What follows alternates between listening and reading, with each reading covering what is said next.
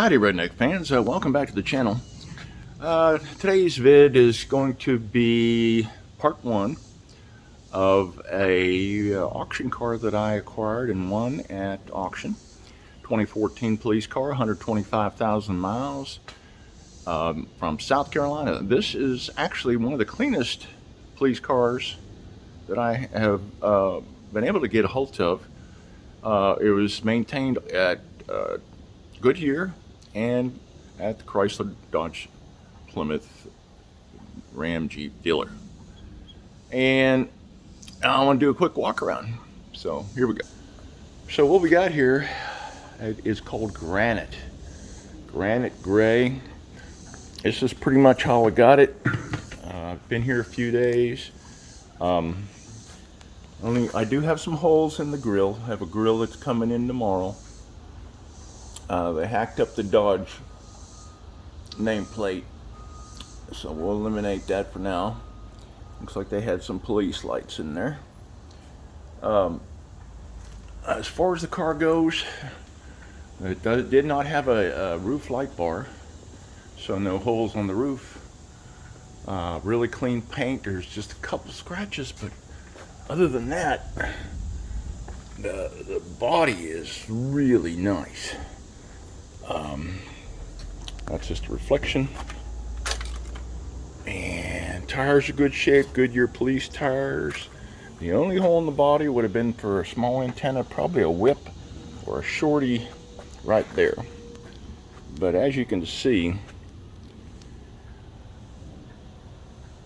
no other holes. Clean bumpers, no hacks. Must have been somebody upper echelon that had this vehicle. The only dent that I did find is in the gas cap lid cover door. Looks like somebody bumped it there with pushed it closed with the gas fill. But other than that, she's in pretty doggone good shape. The back tires are 2020s, which I haven't washed this thing. It may even clean up. I'm sure it'll clean up and shine even better. The front tires the front tires are 2020s. The back ones are 2019s. Really needs rotated because the better ones are on the front. As you can see, really clean car. This motor has been rebuilt at 116 with new cam and lifters, and that's pretty much a given at somewhere between 80 and 120,000 maybe. That just wear and tear, and you just can't keep them from failing. So that was done at the Chrysler house. And as we go this way, this car was listed as not running, bad motor. Well, it was listed as running with bad motor. But the video had no sound. That is an adverse sound. And then I checked with the Chrysler dealer in that town, and it showed that it, again, was been rebuilt. So I had already bought it at that point, but this has been torn up a little bit here because they were trying to release the gear shift to get it on the trailer to bring it to me, and there's a button in there. Easy fix. Also, the outfitter put in this air pressure switch under the left footrest right there, and normally you have to press that to get it into gear. Well, this car comes with a lockout on the park lockout that's unless the fob is in the car, and I can show you how that works.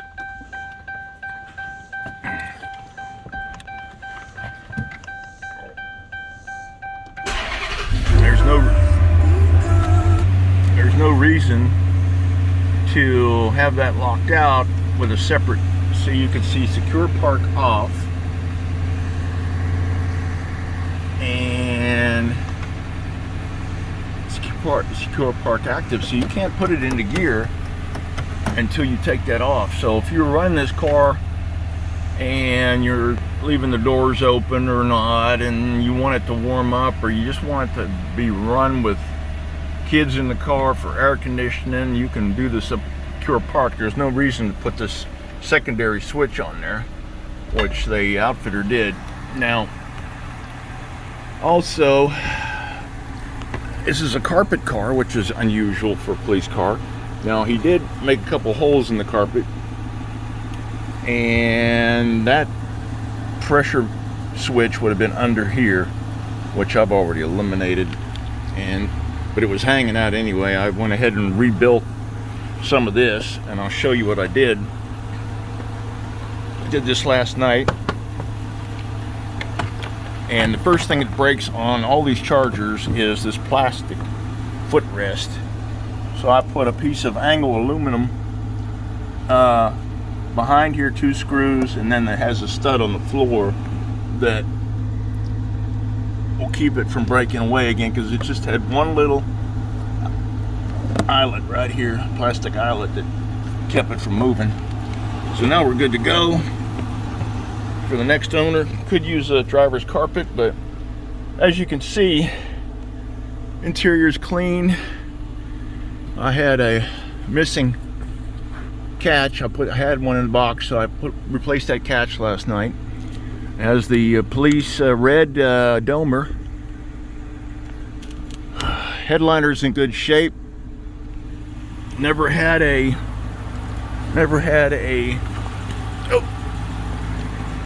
partition in it. Normally these don't have locks and handles in the back. They come without, so that the prisoners can't escape. But as you can see, it came with cloth seats and carpet, and there's no holes in the pillars where the partition would have been bolted up. So it's all good there. Oh, a couple little screw holes. Don't know what those were. We can maybe put a screw in there, hide that little hole. But normally there's giant 1-inch holes, 5 of them on the inside of both pillar trims where they bolt up the partition. Looks like nobody's ever sat in the back, ever.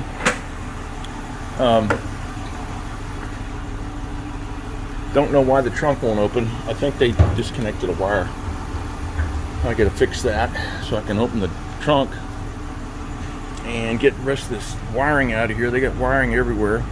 Here's the switch that runs that vacuum squeegee bulb, and it's just on or off, and it also has an override on or off. That's zip tied under the dash. But last night I eliminated that, and what I did was just splice the wires back together like normal. Now, I couldn't get to the connector, but as you can see, I spliced the 2-wire back, made it work as designed. Now, as far as the trunk goes, I got a spare tire that came with it. Let me see if we can get this key out of here to open the door, the trunk. These Chryslers come with, these Chargers come with the key that you can unlock the driver's door or the trunk lid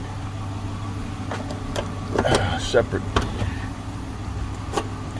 Oh yeah, we got some trim here that's off the back and some wires and stuff, but I had to throw a battery in there. Battery was so dead it just cooked when I tried to charge it.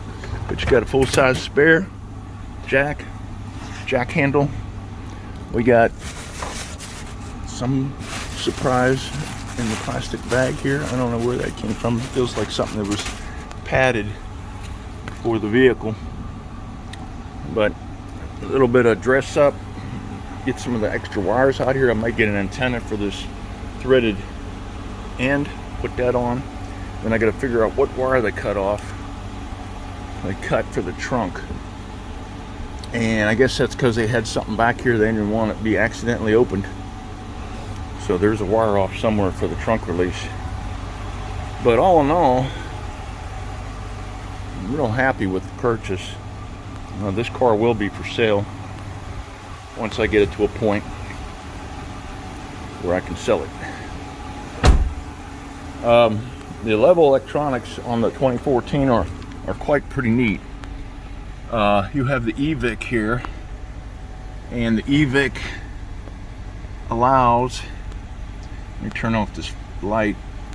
The EVIC allows you to do different things. On the wheel here, you got your buttons. So you got your cruise, your vehicle speed, you go back, you got your trip info, which you can clear. And then you got, let's see here, we'll clear all that stuff. Down. This has tire specific tire pressure. Click to the arrow over and you can see what you got. Tells you how much air is in the tires, which one might be low. If it does go lower than 35 for an extended period of time, it might let it go to 33 overnight, but it's got to be 35 when you're rolling, or you should get an alert. And then like vehicle info, she's got temperature of oil. You got down gives you oil pressure, trans temp, and engine idle, and total engine hours and coolant. And let's see what else. And then if you have messages like, say your key fob was low, that came on the other day, and just had to change out the key fob battery. And that's pretty much it. And you can turn off audio from here too. Now over here is pretty cool. What you've got here is you've got a lot of settings. Lights, for instance, you can do daytime running, headlights with wipers, illuminated approach, headlight off delay, and flashlights with lock or not. So there's a lot of pretty cool stuff. Illuminated approach, that way if you're approaching and you want it to run for the time the headlights are on after a key fob button is pressed, it says. I have it at 0. Headlight off delay, no, I don't like that running my battery down. Display, you got your brightness, mode, language, and units. And there's your brightness with headlights on and off. Mode is automatic or day or night. Language, of course, English here. Units, US. And fuel saver display is on or off, and that's echo on the dash. Touchscreen beep. And what else? Safety, hill start assist. Well, it says on or off. I don't know why it would be off or on, but you would leave it on. I'm sure you want not to drift. Clock set time and display, and then you got your radio. Ryan, who was out. Got your radio display, AM, FM, single CD plus auxiliary. And then no disc loaded, and then your AC functions. You can do left or right separate, or sync them up. And the way you sync them up is right there. And unsync them right there. So, and let's see what else. Sorry, I'm all over the place with the camera and you can't see. Climate, we did that. Player, no disc. Radio, AM, FM, and auxiliary will come up if I hit another button. We did the settings, more, temperature outside, compass and time, and touchscreen off. That's pretty much it. Pretty cool car. I'll continue to work on it, fix up some of this stuff, get rid of some of this, it's dark in here, get some of this wiring cleaned up, and I may end up putting a console in it. I got this, I got a police add-on. It's a mini console from here to about Vera, and then they put this aluminum piece on so they can bolt a bunch of junk to it. But again, you don't have any storage with that, so At any rate, that's my newest acquisition, and I want to thank you for watching.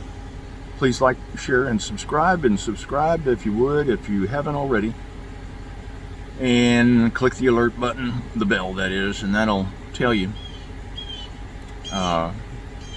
give you an alert when I got a new vid up. So this is part one. Stand by for part two as we continue to make this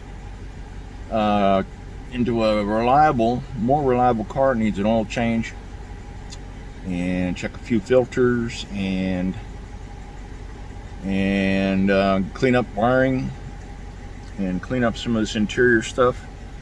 I did have this, I had this in it, so I just stuck it in there to cover those carpet holes. But at any rate, it is what it is. Again, thanks for watching, and God bless.